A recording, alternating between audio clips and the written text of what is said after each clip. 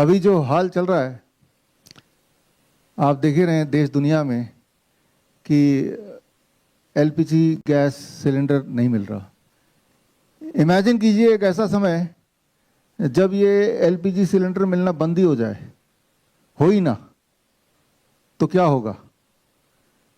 सोच के देखिए कि आपके घर में खाना बनाने के लिए कुछ है ही नहीं, ईंधन। अगर ऐसा हो जाए तो क्या होगा, सोच के देखिए। क्या आप भूखे मर जाएंगे, बीमार पड़ जाएंगे। मैं अपना एलपीजी सिलेंडर इसलिए हमेशा साथ में रखता हूँ, कहीं ऐसा ना हो कि क्योंकि ये सबसे ज़्यादा महंगी चीज़ होती जा रही है, कोई गायब ही ना कर ले। आज भी लेके आया हूँ एलपीजी सिलेंडर, मेरे हाथ में ही है, ये मॉडल है मेरे पास, सिंबॉलिक है ये। अगर एलपीजी सिलेंडर पूरी तरह से बंद हो जाए, आपको मिलना बंद हो जाए, तो होगा ये, आप देखेंगे भूखे तो रहेंगे नहीं, फिर क्या करेंगे आप, सब कुछ कच्चा खाना पड़ेगा आपको। फल, कच्ची सब्जी, स्प्राउट्स भिगो के फिर इस तरह से करेंगे, चटनी बना के, जूस बना के, स्मूदी बना के, इस तरह से काम चलाएंगे, है ना। आप रोटी नहीं खा पाएंगे, चावल नहीं खा पाएंगे, दाल नहीं खा पाएंगे, दूध उबाल नहीं पाएंगे तो दूध नहीं पी पाएंगे, पनीर नहीं बनेगी, वहाँ पे भी एलपीजी की ज़रूरत है, वो भी नहीं बनेगा तो वो भी नहीं ले पाएंगे। तो अगर इस सिलेंडर को अपने जीवन से आप एक हफ्ते के लिए हटा दें, तो आप देखेंगे कि आपकी अधिकतर बीमारियां, चाहे वो बीपी हो, चाहे वो शुगर हो, चाहे वो जॉइंट पेन हो, मुख्य मुख्य बीमारियां आपकी बड़ी तेजी से फुल स्पीड से वो गायब होता हुआ दिखेगा। वो बीमारियां जो 20 साल, 30 साल, 40 साल से आप 40 साल लगातार ऐसा लगता है कि जीवन का पार्ट ही हो, जैसे कॉन्स्टिपेशन है, ऐसा लगता है कि ये हमेशा ही चलेगा और ऐसा ही हमारी जीवन होगी, उसको एक्सेप्ट ही कर लिया हमने। तो इसे कहते हैं आपदा में अवसर। बीमार रहना बहुत ही मुश्किल काम है। बीमार रहने के लिए आपको एक सर्टन लाइफस्टाइल जीना पड़ता है। सुबह उठ के आपको ब्रेड खाना पड़ता है या फिर पराठे खाने पड़ते हैं। पराठे पहले बात तो बनाने पड़ते हैं, फिर उसको खाना पड़ता है, और जब खाते हैं उसके बाद लगता है कि बहुत हैवी हमने खा लिया। हैवी का डेफिनेशन क्या है हमारा, कि अगर दोपहर तक, शाम तक भूख ना आए, लगे खाने के बाद डकार लगे, तो इसका मतलब कि हैवी खा लिया। इसका मतलब ये भी हुआ कि वो खाना पेट के आगे बढ़ा ही नहीं है, पेट में इकट्ठा ही है। वो बॉडी के लिए बोझ है, आपके पेट के लिए बोझ है। और जब पेट में कोई खाना अटका रह जाता है तो वो गैस, एसिड ये पूरे बॉडी में आसपास के ऑर्गन्स में फैलाता है। जो जो ऑर्गन आसपास है, सबसे पहले तो लिवर ही है, वहाँ पे फैलाता है, और उससे आपकी पूरी बॉडी फूलने लगती है या फिर सिकुड़ने लगती है। आपका जो ब्लड सर्कुलेशन वो इरेगुलर होने लगता है, एक के बाद एक बीमारी होने लगती है। और लगातार जो आपकी आदत है, हमारी आदत, आपकी आदत, वो सेम ही रहती है, हर दिन सेम रहती है। तो जो दिक्कत है वो दिक्कत हर दिन बढ़ती जाती है, बढ़ती जाती है, बढ़ती जाती है। आपने देखा होगा हमारे देश में, आपके शहर में हज़ारों हॉस्पिटल है, बड़े से बड़े हॉस्पिटल खुलते जा रहे हैं, बड़े से बड़े हॉस्पिटल। अगर इतने हॉस्पिटल खुल ही गए हैं तब तो लोग कम बीमार पड़ेंगे या ठीक हो जानी चाहिए। आप में से कोई भी ऐसा इंसान जो ये बता सके कि मुझे तो बीपी था, शुगर था, हार्ट का पेशेंट था, किडनी का पेशेंट था, कैंसर था, कोई भी एक बीमारी का नाम ले लीजिए, और मैंने दवाइयाँ खाई और अब मैं ठीक हो गया, दवाइयाँ भी छूट गई। आप देख रहे होंगे कि दवाइयाँ आप खाते जा रहे हैं, खाते जा रहे हैं, बीमारियों का कलेक्शन बढ़ता जा रहा है, दवाइयों का कलेक्शन बढ़ता जा रहा है, और पैसा आपका जेब से घटता जा रहा है। तो ये तो एक ट्रैप हुआ। जबकि मैंने आपको अभी शुरुआत में ही सोल्यूशन बता दिया कि अगर ये एलपीजी सिलेंडर आपके घर से गायब हो जाए किसी भी बहाने से, जैसे कि अभी होता दिख रहा है, तो आप मजबूर हो जाएंगे कि आपको कच्चा खाना पड़ेगा। फ्रूट्स, वेजिटेबल, जिस फॉर्म में नेचर ने चीज़ों को उपलब्ध कराया है, उसी फॉर्म में बिना बिना उसको ज़्यादा छेड़छाड़ किए ही मजबूरन खाना पड़ेगा। और जब ऐसा करेंगे आप, तो आप देखेंगे कि मैजिकली, अभी मैं उदाहरण से समझाऊंगा कि आपकी जितनी समस्या थी जिसके लिए आप किसी भी हॉस्पिटल जाते हैं या फॉर दैट मैटर इस हॉस्पिटल आते हैं, तो वो सारी तो ऐसी ही गायब हो जाएंगी। ये छोटी सी बात है, बहुत ही छोटी सी बात है, बट कितनी इंपॉर्टेंट बात है। मेरे कहने पे आप ये कोशिश करके देखिए कि आज यहाँ से घर जाते हुए एक ताला लेके जाइए, और अपने घर में शाम के 6 बजे किचन में ताला लगा दीजिए। सनसेट के बाद कोई कुछ खाएगा ही नहीं। ये करके देखिए।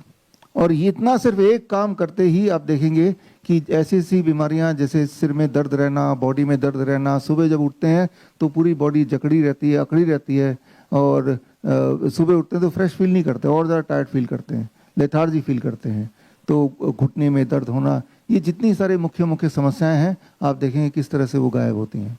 जबकि अगर ये सोचा जाए कि भाई शाम के 6 बजे के बाद नहीं खाना है, तो ये कौन सा कोई बड़ा काम है, इसके लिए कौन सा कोई पैसा खर्चा करना है, इसके लिए कहाँ पे आपको जाना है, क्या ठीक करना है, अगर ये पता होगा तभी तो आप ठीक करने की तरफ बढ़ेंगे।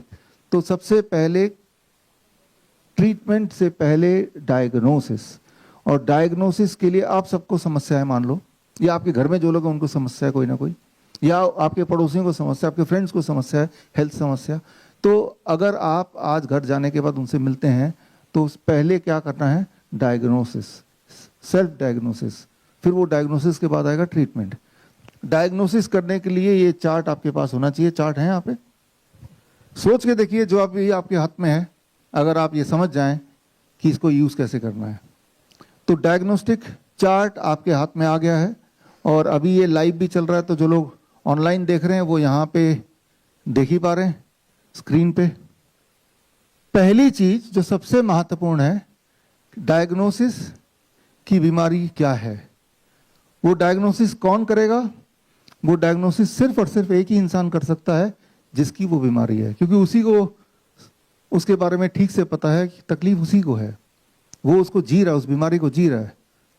तो एक पेशेंट जो 24 घंटे जी रहा है जिंदगी, उसको अपने बॉडी के बारे में पता है, बॉडी आपको इंडिकेशन देती है, और बॉडी कभी झूठ नहीं बोलती। तो डायग्नोसिस वो जो पेशेंट बताए। तो पहला स्टेप जो आपके डॉक्टर ने बताया कि आपको कैंसर है, या आपकी हार्ट की बीमारी है, आपको किडनी की बीमारी है, ये सारे नाम बताए होंगे, आपको ट्यूबरकुलोसिस है, ऐसा कुछ बताया होगा, उसको एक बार को भूलिए, नए सिरे से डायग्नोसिस कीजिए। जो भी कुछ आपके डॉक्टर ने बताया, इस हॉस्पिटल में आते हैं या कहीं भी जाते हैं, इतना सारा आप जो एक बैग लेके जिसमें बहुत सारा आपके रिपोर्ट्स होते हैं वो लेके आते हैं, उसमें कुछ ना कुछ लिखा होता है। आप अपने आप से पूछिए कि आपको तकलीफ क्या है, सिर्फ ये पूछिए तकलीफ क्या है आपको। पहला, क्या आपको दर्द है, पेन, दर्द मतलब सिर का दर्द भी दर्द है, पेट का दर्द भी दर्द है, घुटने का दर्द भी दर्द है, पूरे बॉडी का दर्द है, बॉडी एक वो भी दर्द है, राइट। तो क्या आपको दर्द है, पहली चीज। अगर तो है, आपके पास चार्ट ऑलरेडी आ चुका है, तो अगर पेन है तो वहां पे छोटा सा बॉक्स आप देख रहे हैं, तो उसको टिक कर दीजिए, हाँ।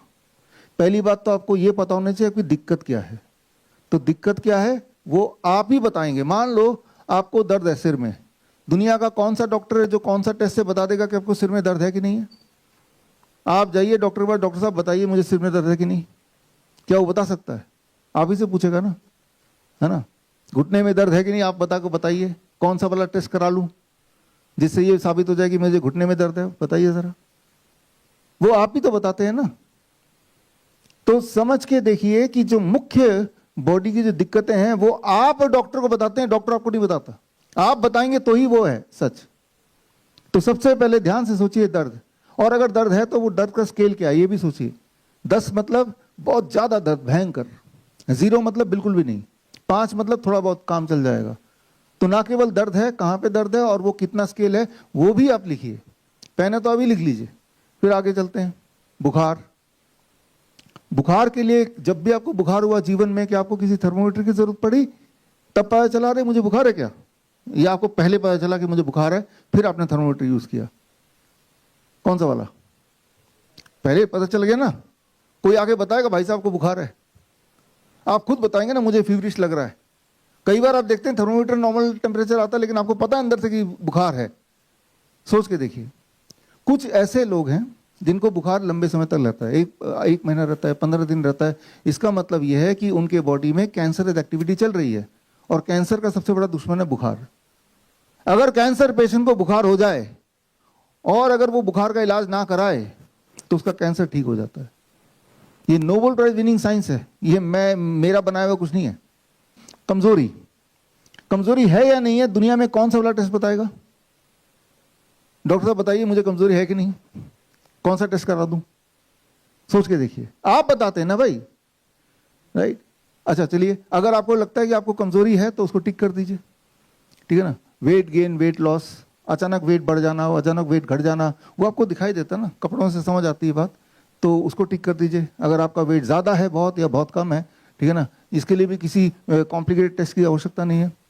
आंखों में कम दिखाई देना, वो डॉक्टर बताएगा या आपको पता चल जाता है मुझे आंखों में नहीं दिखाई दे रहा, आपको पता चल जाता है ना, तो टिक कर दीजिए। आप में से जिन लोगों ने चश्मा पहना है, जाहिर सी बात उनको कम दिखाई देता होगा, बिना चश्मा के नहीं दिखाई देता होगा। जिनको कैटरैक्ट है, जिनको ग्लूकोमा है, जिनको धुंधला दिखाई देता है, आपको खुद ही पता है। डाइजेस्टिव इशू, कॉन्स्टिपेशन है, पाचन समस्या, कब्ज है, कौन सा वाला टेस्ट से पता चलेगा बताइए जरा? एमआरआई से पता चलेगा, सीटी स्कैन से पता चलेगा, पेट स्कैन से पता चलेगा। डॉक्टर को बोलिए आप दुनिया का सारा टेस्ट करा लीजिए और मुझे बताइए मुझे कॉन्स्टिपेशन है कि नहीं है। कोई टेस्ट आपकी बॉडी बताती है ना, तो आपको पता है ना। तो यहां अगर आपको डाइजेस्टिव इशू है तो टिक कर दीजिए, नहीं है तो उसको छोड़ दीजिए। फिर मांसपेशियों में ऐंठन, muscle spasm, right, stiffness body में अगर लगता है आपको, तो बॉडी स्टिफ रहती है, तो उसको टिक कर लीजिए। आगे चलते हैं। सांस का फूलना, ब्रेथलेसनेस, कि जैसे ही आप थोड़ा सी सीढ़ियां चढ़े सांस फूलने लगा। आप ही की उम्र के बाकी लोग आराम से चढ़ पा रहे हैं, तो आपको पता चल गया कि भाई ये तो अनयूजुअल है। पहले तो मैं बड़े 3 मंजिल 4 मंजिल आराम से चढ़ जाता था, अब तो हर मंजिल के बाद मुझे रुकना पड़ता है, सांसें बड़ी ज़्यादा आनी पड़ती है, बैठना पड़ता है, यानी कि सांसों की तकलीफ है।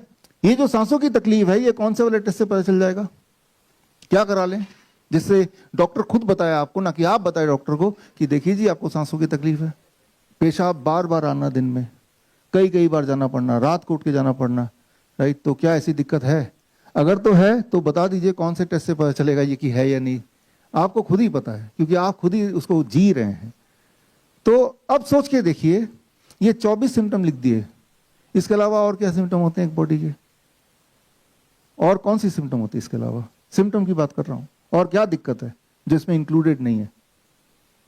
लगभग आपने देखा कि जितनी समस्या बॉडी को होती है वो ये रही, बस। कोई ऐसा ही होगा कि जिसको सारी समस्या होगी, इससे ज्यादा तो कुछ नहीं होगा ना। मान नहीं लेते सारी समस्या है। तो अब आता है कि अगर ये इनमें से आपने सबने टिक किया, किसी ने बुखार को टिक किया, किसी ने दर्द को किया होगा, कोई मोटापा को किया होगा, किसी ने 3, किसी ने 4, किसी ने 5।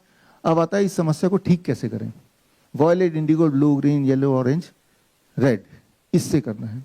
इसमें से पहला जो 3 है, पहला 3, ये सारे केसेस में करना ही करना है।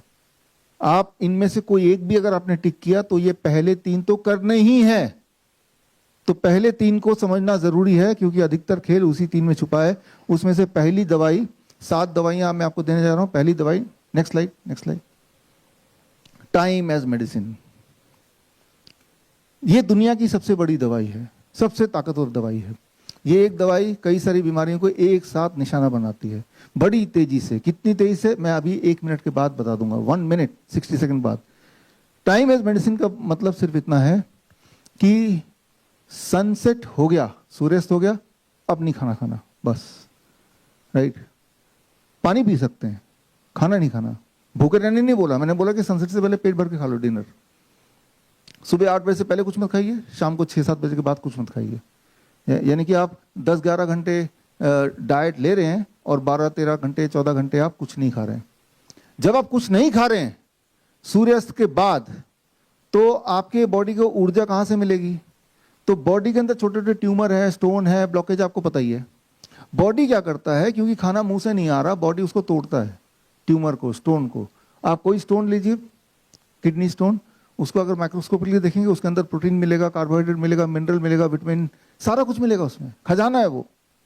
ट्यूमर को आप तोड़िए, उसके अंदर मैग्नीशियम मिलेगा, पोटेशियम मिलेगा, सोडियम मिलेगा, सारा कुछ मिलेगा। विटामिन B12 भी मिल जाएगा उसके अंदर। जो जो चीजें आपकी बॉडी को चाहिए वो ट्यूमर के अंदर कैद है। लेकिन वो ट्यूमर के अंदर कैद है, तो वो बॉडी कब यूज करेगी? जब आप सनसेट के बाद कुछ नहीं खाएंगे।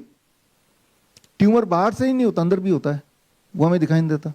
तो बॉडी से तोड़ती है, इसे कहते हैं मेडिकली ऑटोफेजी। और तोड़ेगी तो ट्यूमर गायब, ऊपर से बॉडी को न्यूट्रिशन मिल गया, है ना। ब्लॉकेज गायब, बॉडी को न्यूट्रिशन मिल गया, स्टोन गायब, बॉडी को न्यूट्रिशन मिल गया। तो जब आप ऐसा करते हैं, टाइम एज मेडिसिन, पहली दवा कि मैं सनसेट के बाद नहीं खाऊंगा, बस। इतना, इसे कहते हैं circadian rhythm of the body. जब ऐसा करते हैं हमारे हॉस्पिटल्स में, हमने देखा है हजारों हजारों पेशेंट्स में, तो उनमें जो रिजल्ट आते हैं, नेक्स्ट स्लाइड, ऐसा अगर आपने कर दिया तो 1 हफ्ते से 10 दिन के अंदर आपका कॉन्स्टिपेशन ठीक होने लगेगा, एसिडिटी ठीक होने लगेगी, ब्लोटिंग ठीक होने लगेगी, और 10 दिन के अंदर अंदर आपका नींद बढ़िया होने लगेगी, पहले 10 दिन में, हफ्ते से 10 दिन में। लेकिन अगर 10 दिन से बियॉन्ड आपने करना शुरू कर दिया, 2 हफ्ते तक यही किया, तो ज्वाइंट पेन कम होने लगेगा, 15 दिन बाद से देखेंगे अरे मेरा पेन में आराम मिलने लगे, सिर्फ एक दवाई से। और अगर आपने कहीं तीसरे हफ्ता पार कर गए तो सिर्फ एक चीज से आपका बीपी शुगर नीचे आने लगेगा, सिर्फ एक चीज से, 3rd वीक तक। लेकिन अगर कहीं ऐसा करते करते 1 महीना तक चला लिया, तो फिर आपका गैस्ट्रिक इसोफेगल रिफ्लक्स डिजीज, जो कि हार्ट अटैक की तरह ही पेन होता है, वो आपका कम होने लगेगा। आपका बॉडी वेट, जो मोटे लोग हैं, 5% कम होगा ऑन एवरेज। 100 kg का आदमी 95 kg का रह जाएगा। पतले लोग और पतले नहीं होंगे, टाइम एज मेडिसिन, राइट। ये बैक करना, बैक। ये जो मैं बता रहा हूं, इसकी साइंस अगर आपको समझना है, टाइम यहाँ पे कम है आपके पास, तो ये मेरी किताब है, ये फ्री में डाउनलोड कीजिए bishrup.com/ebook से, साइंस समझ आ जाएगी। तो साइंस की बात छोड़िए, 1 हफ्ते के लिए करके देख लीजिए, साइंस को क्या करना फिर। 1 हफ्ते को जाना तो है नहीं आपके जेब से, 1 हफ्ते के लिए करके देख लीजिए, ओनली 1 वीक, पूरा परिवार मिलकर करके देख लीजिए फॉर 1 वीक। तो पहली दवाई है टाइम एज मेडिसिन। अब आते हैं दूसरी दवाई पे, next next, food as medicine. शाम के 6 बजे तक जो खाना खाएंगे ही, तो क्यों ना उसको भी हम ठीक से खा लें। आप में से कितने लोग ऐसे हैं जो यहां आने से पहले DIP डाइट आपने कभी सुन रखा हो? DIP डाइट काफी लोगों ने सुना है ना, many of you. DIP diet पिछले 15 साल से, 15 साल पहले मैंने इसका डेवलप किया था DIP डाइट को, और तब से लेके हजारों लाखों लोग उसको अपनाते हैं। इसका मतलब ये कि लोग ठीक भी हो रहे होंगे, आराम मिल रहा होगा। आप में से भी कई लोग साक्षी हैं ही, आपने हाथ रेस किया। तो DIP डाइट अपना लीजिए कि शाम के 6 बजे तक ही खाना है, लेकिन खाना DIP डाइट के अकॉर्डिंग है, राइट। और DIP डाइट अगर करेंगे, मतलब 2 दवाइयां जोड़ लिया आपने, टाइम एज मेडिसिन और साथ में फूड एज मेडिसिन भी अगर जोड़ लिया, तो क्या फायदा होगा। हमने देखा हर महीने हमारा कैंप होता है हिम्स मेरठ में, हर महीने होता है आखिरी फ्राइडे सैटरडे संडे। 72 आवर्स में ही, घंटों में, डायबिटीज की दवाई छूट जाती है अधिकतर लोगों की। इंसुलिन कम से कम 50% उनका कम करना मजबूरी हो जाती है, ब्लड शुगर नॉर्मल हो जाता है within the first 72 hours. 2 दवाई अगर जोड़ दिया जाए, time as medicine and food as medicine, right, DIP diet भी साथ में जोड़ दें तो। और अगर 3 दिन से लेकर 1 हफ्ते तक अगर कोई करता है DIP डाइट पे, और शाम के 6 बजे तक भी उसके बाद नहीं खाना है, तो उसका BP की दवाई छूट जाती है, कोलेस्ट्रॉल की दवाई छूट जाती है, कोलेस्ट्रॉल नॉर्मल हो जाता है, इंटेस्टाइनल डिसऑर्डर्स के सारे पूरी तरह से ठीक होने लगते हैं। और अगर कोई 1 महीना कर लेता है तो ओबेसिटी, मोटापे में 10% वेट लॉस, 100 kg का आदमी 90 kg का एवरेज, जो हमने देखा अपने पेशेंट्स में।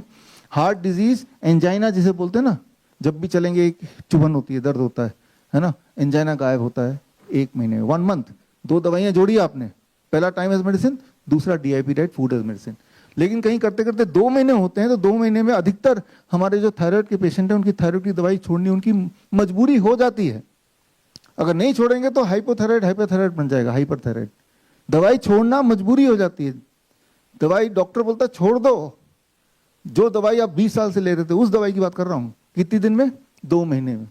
लेकिन कहीं 3 महीना अगर आपने ये 2 दवाइयां लेनी शुरू कर दी, तो ग्लूकोमा है, कैटरेक्ट है, मायोपिया, हाइपरमेट्रोपिया है, यानी कि आप में से जितने लोगों ने चश्मे अपने पहने हैं, आपको मजबूरी हो जाएगी, चश्मा फेंकना पड़ेगा। चश्मे के साथ आपको दिखेगा नहीं, तब बिना चश्मे के दिखेगा, या कम पावर के चश्मे में दिखेगा, राइट, 3 महीने में। लेकिन कहीं करते करते अगर 6 महीने हो जाते हैं, तो जो कैंसर है, अस्थमा है, अर्थराइटिस है, बड़ी बड़ी और बीमारियां हैं जो और लंबे समय तक इनहेलर वगैरह है, ये सारी गायब हो जाती है। ये मैक्सिमम टाइम लिमिट बता रहा हूँ।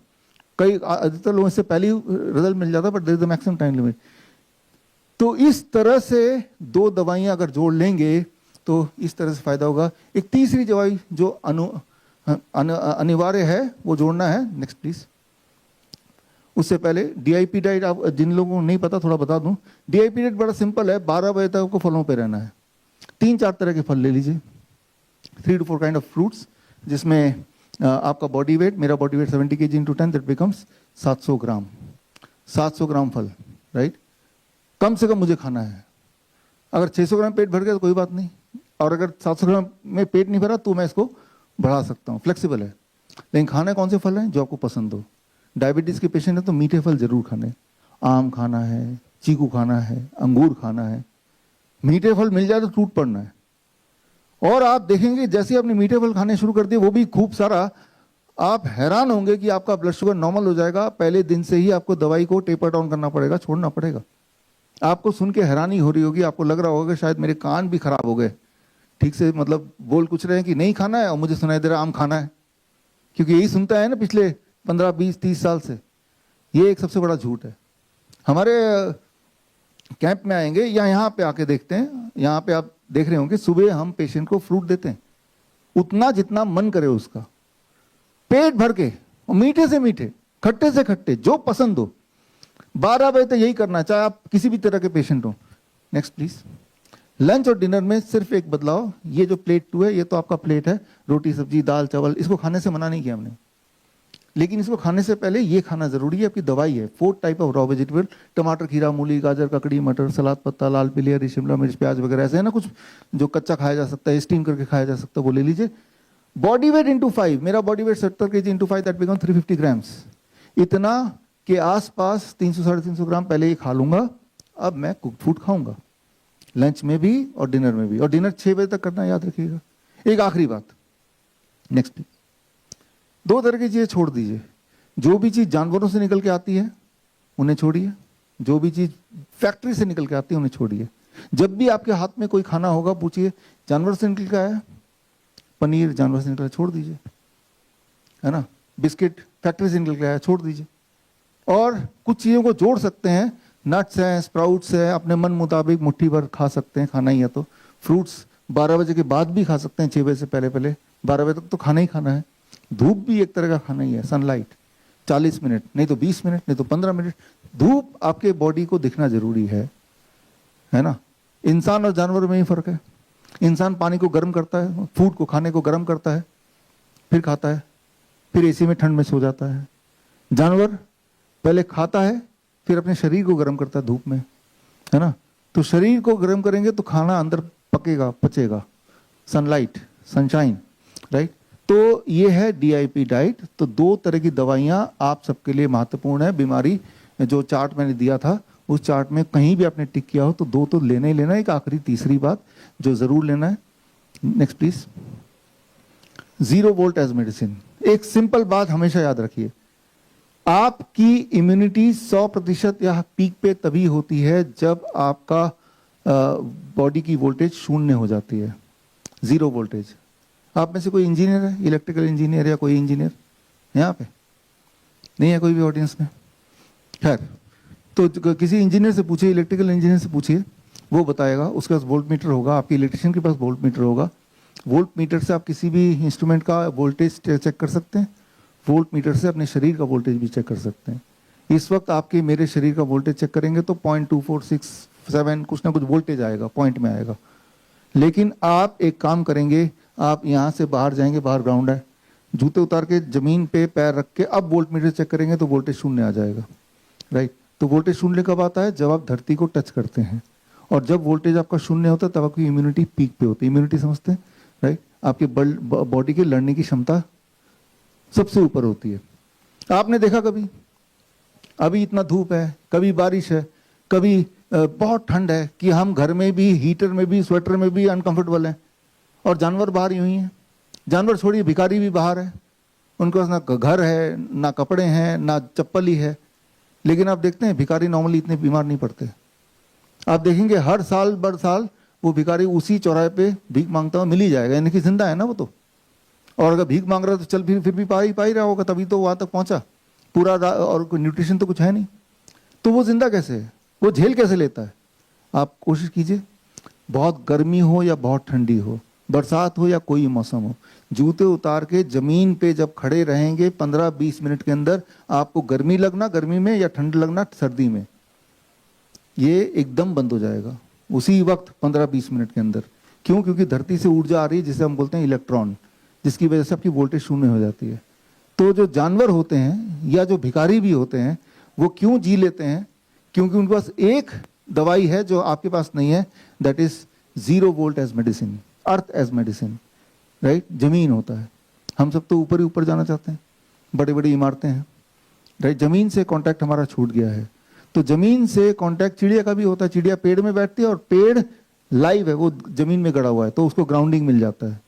तो आप जमीन से जुड़िए, रोज आधा घंटा 1 घंटा नंगे पैर चलिए, चलना नहीं है तो कुर्सी लेके बैठ जाइए, पैर में जूते चप्पल नहीं है, it is rested on grasses. तो अगर एक एक्सपेरिमेंट करके देखिए, आज किसी को भी दर्द है, कहीं भी दर्द है बॉडी में, मान लेते हैं कहीं भी दर्द, कहीं ना कहीं तो होगा, किसी ने किसी को पकड़ी ऐसा आदमी को और बोलिए आइए मैं आपको दवा देता हूं पेन किलर की जगह, 1 घंटा धरती में बैठेंगे is equal to 1 painkiller. अगली बार जब आपको पेन हो, मेरी बात सच है या झूठ है ये साबित करने के लिए अपने आप से ये एक्सपेरिमेंट करके देखिए। पेन किलर तो सिर्फ पेन के एहसास को कम करता है, और ये जो 0 वोल्ट एज मेडिसिन ये पेन की वजह को कम करता है, ताकि अगली बार पेन हो ही ना। समझिए इस बात को, सोच के देखिए कितनी पावरफुल बात है। तो इसे कहते हैं, क्या फायदा होगा आपको अगर आप धरती के साथ जुड़े रहेंगे। तो हमने अपने पेशेंट्स में जो देखा है वो आंकड़े आपको दिखाता हूं, नेक्स्ट प्लीज। 10 सेकंड तक अगर धरती से जुड़ेंगे, अभी जाके बाहर 10 सेकंड के अंदर आपका वोल्टेज शून्य हो जाता है। 10 सेकंड वोल्ट मीटर चेक कर सकते हैं। लेकिन धरती से जुड़े हुए 20 मिनट हो जाए तो आपका स्ट्रेस, किसी को गुस्सा आ रहा है, कोई स्ट्रेस में है, कोई डिप्रेशन में है, उसमें आराम मिलने लगता है। लेकिन अगर धरती से जुड़े 45 मिनट्स हो जाए, हार्ट की पैल्पिटेशन वो रिलीफ मिलने लगता है, पल्स रेट वो नॉर्मल होने लगता है। लेकिन धरती से जुड़े हुए 1 घंटा हो जाए तो पेन किलर की तरह काम करता है।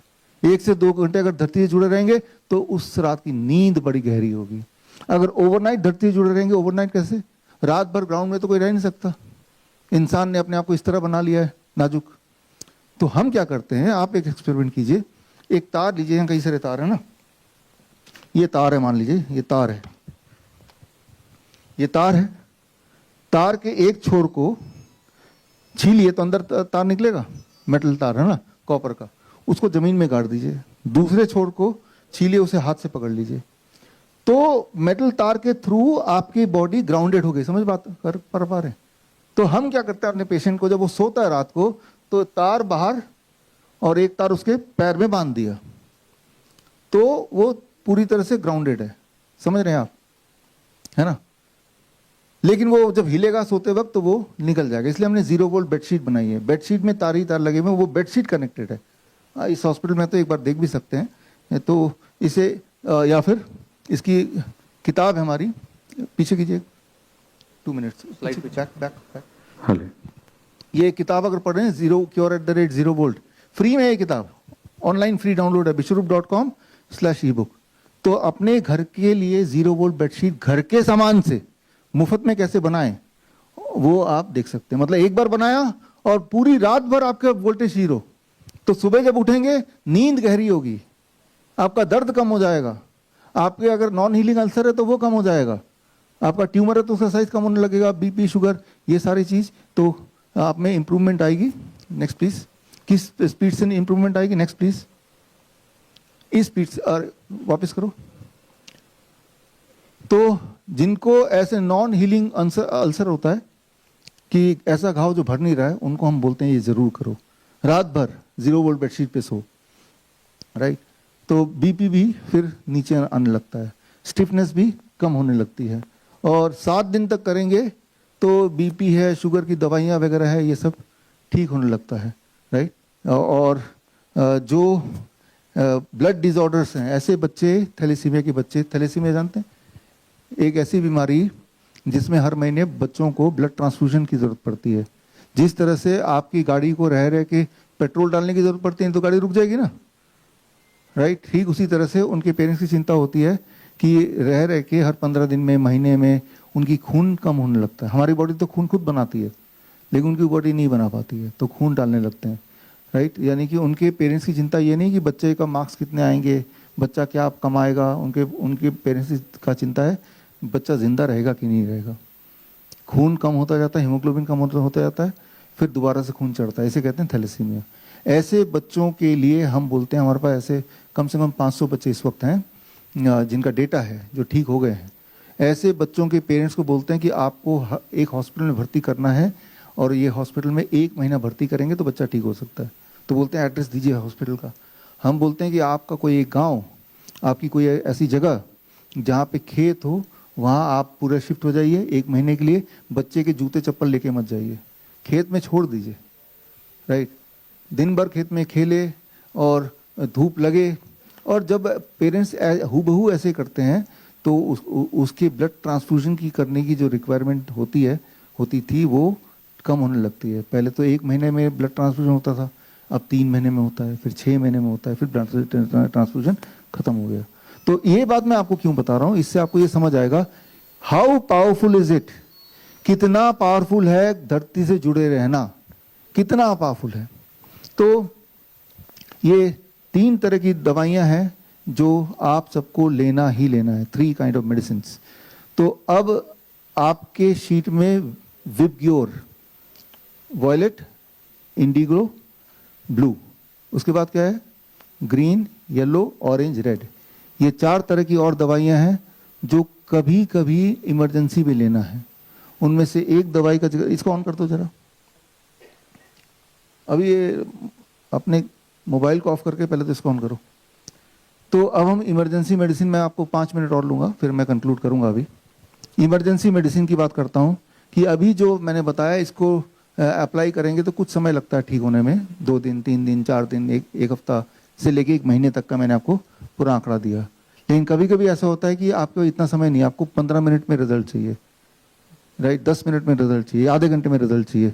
तो आपको एक दवाई यूज करनी है, विबग्योर का अगला है, next please, heat as medicine. ये एक इमरजेंसी दवाई है, कभी कोई इमरजेंसी घटना हो जाए तो एक दवाई और भी है जो आपको घर पे रखनी चाहिए, राइट। और वो क्या है, next, heat as medicine. Next please, अगला। हीट एज मेडिसिन में क्या है ये देखिए, आप याद कीजिए, आपका चार्ट आपके हाथ में है, चार्ट में सबसे पहला क्या है, पेन है, दूसरा क्या है, बुखार है ना, ठीक है ना। अब बुखार की सबसे तेज दवा, जो बुखार ऐसा ठीक करे कि बुखार दोबारा आए ना, वो दवा आपके स्क्रीन पे देख रहे हैं। अगली बार जब बुखार आए, वेट कीजिए, जब भी बुखार आए पैरासिटामोल बिल्कुल मत लीजिए, आप अपने घर में एक बाल्टी लीजिए, 42 डिग्री सेल्सियस पानी होना चाहिए, मतलब बहुत गर्म, इतना गर्म नहीं कि पैर चलेगा, और ऐसे पैर को डुबो के बैठ जाना है, 30 मिनट तक बैठना है, और 30 मिनट के बाद आप देखेंगे अगले आधे घंटे के अंदर आपका जो फीवर ऑलमोस्ट उतर गया, पैरासिटामोल से तेज, और मोस्ट लाइकली दोबारा फीवर आएगा भी नहीं। तो ये है इमरजेंसी दवाई। ये इमरजेंसी दवाई सिर्फ फीवर के लिए नहीं है, अगर आपको एंजाइना है, हार्ट अटैक किसी को आता है, हार्ट अटैक के जब भी सिम्टम आए तो उसी वक्त उसको यही कराना है, क्योंकि जब आप पैर को अंदर डुबोते हैं तो एक हार्ट कुदरत ने यहाँ दिया है, और एक हार्ट, इसे कहते हैं सेकंड हार्ट, काफ मसल, पिंडली जिसे बोलते हैं, ये सेकंड हार्ट है। जैसे आप ऐसे जब मैं चल रहा हूँ या हिल रहे हैं आप, तो होता क्या है कि हर स्ट्रोक से उतना ही ब्लड ये पिंडलियां पंप करती हैं जितना ब्लड एक चैम्बर से दूसरे चैम्बर में जाता है। तो जब भी आप हिलते डुलते हैं, जब भी पैर आपके मूव करते हैं, जैसे मेरे कर रहे हैं, या कुछ लोगों की आदत होती है बैठे बैठे पैर हिलाते रहते हैं, देखा ना, कुछ लोगों की आदत होती है, लोग बोलते हैं, उनको टोकते भी हैं, राइट, कि ऐसे बोलते हैं कि जैसे ये तो मतलब सोशली एक्सेप्टेबल नहीं है बेसिकली, है ना। लेकिन आप देखेंगे एक महफिल होगी, उसमें अगर आपको ये जानना है कि इनमें सबसे ज़्यादा हेल्दी इंसान कौन सा है, तो आप सिर्फ ये देखिए कि सबसे ज़्यादा पैर कौन हिला रहा है, वो सबसे हेल्दी है। ना तो बीपी होगी, ना शुगर होगा, ना बहुत मोटा होगा वो, है ना। तो समाज में यही होता है, जो चीज़ों से इंसान की इंसानियत सही रहेगी, अच्छी रहेगी, उसे किसी ना किसी बहाने उसे डिस्करेज करते हैं। जैसे मीठे फल नहीं खाना डिस्करेज करते हैं, किडनी के पेशेंट को डिस्करेज करते हैं, कोकोनट वाटर मत पीना। याद रखिए, माँ के दूध के बाद भगवान ने कोई अगर लिक्विड बनाई है वो है नारियल पानी। नारियल पानी अपने आप में काफ़ी है पूरी ज़िंदगी आपको सारी न्यूट्रिशन देने के लिए। उसमें हर तरह की चीज़ें होती हैं, carbohydrate, protein, fat, mineral, vitamin, 52 type of vitamin and mineral, सारा कुछ होता है जो बॉडी को चाहिए। खैर, हम यहाँ पे थे कि जब भी कभी किसी को हार्ट अटैक के सिम्टम आएंगे, तो ये जो भगवान ने सेकंड हार्ट दिया है ना, तो ये सेकंड हार्ट जब पानी में डूबता है 42 डिग्री सेल्सियस में, तो ये एक्टिवेट होता है, ब्लड वेसल डायलेट होते हैं, यहाँ के ब्लड सर्कुलेशन बढ़ जाता है, और उसके एंजाइना पेन कम होने लगता है। इमरजेंसी मेडिसिन, राइट, उसी वक्त, अरे डॉक्टर को बुलाओ, हॉस्पिटल को बुलाओ, ये करो वो करो, आधे घंटे में जो होना हो जाएगा उस पेशेंट का, या तो जी लेगा या मर जाएगा। आधे घंटे में कौन से हॉस्पिटल पहुंच जाएंगे आप? उससे अच्छा उसी वक्त डू दिस। आप ये एक्सपेरिमेंट कीजिए, अगर किसी दिन आपको टायर्ड फील हो रहा है, कमजोरी फील हो रही है, सुस्ती फील हो रही है, फटीग फील हो रहा है, तब भी ये इमरजेंसी दवाई आपके पास, इसको कर लीजिए, राइट। और फिर देखिए कि अगर आपका बीपी, हमारे हॉस्पिटल में क्या करते हैं, यहाँ भी यही करते हैं हम, हमारे बाकी ब्रांच में भी यही करते हैं हम, कि जब भी किसी पेशेंट का बीपी हाई हो जाता है, बीपी को घटाने के लिए दवाई हम कभी नहीं देते, ना देनी चाहिए। हम उस पेशेंट को ये कराते हैं lower leg hot water immersion बोलते हैं इसको। और जब ये कराते हैं तो 30 मिनट के अंदर 20%, 10 से 20% बीपी कम हो जाता है, क्योंकि ब्लड प्रेशर डायलेट हो रहा है, ब्लड सर्कुलेशन बढ़ गया, बीपी कम हो गया, उसको आराम मिल गया। तो आपके पास, आपके हाथ में ही सारी दवाइयां हैं, राइट। तो ये मैंने थोड़े से नमूने दे दिए, अब पहले स्लाइड पे ले आओ। तो यहाँ पे कंक्लूड कर रहा हूं मैं, जहां से शुरू किया था वहीं पे ले जा रहा हूं आपको, यहां से शुरू किया था। तो ये आप देखिए कि ये तो 3 चीजें तो कंपलसरी हैं ही, जो करना ही करना है, जो मैंने एक्सप्लेन किया। Food as medicine, time as medicine, 0 volt medicine. चौथी lower leg hot water immersion, क्यों करना, कब करना, ये मैंने बता दिया। 5वां है येलो वाला हॉट वाटर इमर्शन, जिसमें हम पानी के टब में पेशेंट को बिठाते हैं। यहाँ पे है टब, है ना, यहाँ पे आप देख सकते हैं, पानी के टब में 40 डिग्री टेम्परेचर में बिठाते हैं। तो कब बिठाते हैं, कौन कौन सिम्टम होने चाहिए? यहाँ पे आप देख रहे हैं, जहां पे येलो है, पीला है, पीला कहाँ पे है, इसको पानी में बिठाएंगे, गर्म पानी में, इसको भी बिठा देंगे गर्म पानी में, है ना। तो जब कोई पेशेंट आता है तो मुझे पता है मेरे पास ये 7 दवाई है, फिर मैं डायग्नोस कैसे करूंगा? मैं उस पेशेंट्स का ये सब पेशेंट से पूछ के भर लिया, फिर इस चार्ट के हिसाब से, फॉर एग्जाम्पल मान लो पहला वाला क्या था, पेन, दर्द था, तो दर्द है, पहले 3 तो करना ही है, लेकिन वो क्या है, ऑरेंज ये वाला, साथ में पंचकर्मा थेरेपी। पंचकर्मा थेरेपी अपने आप में 300 प्रकार के थेरेपीज हैं, वो हमारे पंचकर्मा डॉक्टर्स ही कर सकते हैं। उसके लिए यहाँ पे आपको आना चाहिए, और ठीक हो जाए तो फिर नहीं आना चाहिए, सीख लेना चाहिए फिर, ठीक है ना। तो इस तरह से अब मान लो यहाँ पे ये है, कंफ्यूजन है, भ्रम में है, दिशाहीन है, राइट, ये समस्या है, तो वो 3 तो करना ही है, ये लाल और हरा, ठीक है ना। ये लाल क्या है, नीम थेरेपी। नीम थेरेपी क्या है, नीम, पूरे दुनिया की सारी दवाइयां एक तरफ तराजू के और एक तरफ सिर्फ नीम, नीम का पेड़ भारी पड़ेगा। नीम के पत्ते, नीम के पाउडर, छाल का पाउडर और नीम का तेल, तीनों से दुनिया की हर तरह की दवाइयां बन सकती हैं। तो नीम थेरेपी अपने आप में पूरी थेरेपी है, उसको खाया जाता है, उसे जख्म में लगाया जाता है। ये आपको सीखने की जरूरत है। उसके लिए मेरी एक किताब है, green gold the Neem pharmacy, Hindi English दोनों में है। ये किताब आप पढ़ेंगे तो आप हैरान हो जाएंगे कि आपके घर के बाहर ही जो नीम का पेड़ है, भगवान ने वो एक पूरी फार्मा कंपनी आपको खड़ी कर दी, लेकिन आप वहां देख ही नहीं रहे। अगर आप चाहते हैं कि जीवन में कभी बीमार पड़े ना, खांसी, जुकाम, बुखार, पेट दर्द, मोटापा, पतला होना, ये सब कोई दिक्कत हो ही ना, तो एक काम आज से कर लीजिए कि आपका बॉडी वेट अनुसार, मान लो मेरा बॉडी वेट 70 kg, तो 7 नीम के पत्ते सुबह चबाता हूं मैं, ठीक है ना। तो बॉडी वेट 50 kg तो कितना चबाएंगे, 5, खाली पेट। जैसे ब्रश करते हैं ना बचपन से, वैसे इसको रूल बना दीजिए कि ये करना ही करना है। पत्ते लेके रख लीजिए थोड़ा सा फ्रिज में, या आते जाते ले लीजिए, या पत्ते नहीं लेने तो पाउडर, पत्ते लीजिए एक बार में, धूप में सुखाइए, 4-5 दिन लगते हैं, मिक्सी में 2 मिनट लगते हैं, 3 मिनट नहीं 2 मिनट लगते हैं, मिक्सी में पाउडर बन जाएगा, छान के डब्बे में भर लीजिए। और हर 10 kg पे 1 ग्राम, 50 kg का आदमी हो तो कितना, यानी कि 1 चम्मच सुबह सुबह पानी में घोल के पी लीजिए। तो मैं आपको ये बता रहा हूं कि इस तरह से आपकी कोई भी दुनिया की बीमारी है तो इसी के अंदर है, इससे बाहर नहीं है तो बताइए, यही ढूंढने के तो मिल जाएगा जो भी बीमारी है। और उसकी डायग्नोसिस भी आप खुद ही कर सकते हैं, जैसा अभी आपने किया। और उसका ट्रीटमेंट के लिए ये दवाई भी लगभग आपके पास में ही है, नीम का पेड़ भी है, राइट। पंचकर्मा थोड़ा बहुत सीखना जरूर पड़ेगा, अरे हॉट वाटर इमर्शन, सारी चीज सीखी, और इससे साइंटिफिकली इंसान ठीक हो सकता है। आज के एविडेंस भी हैं, और प्राचीन काल के जो हमारे आयुर्वेद में लिखा है वो भी सेम ही चीज बोलते हैं। और वो सारी बातें आप इस जो किताबें मैंने यहाँ पे दिखाई थी वो फ्री डाउनलोड करके देख ही सकते हैं।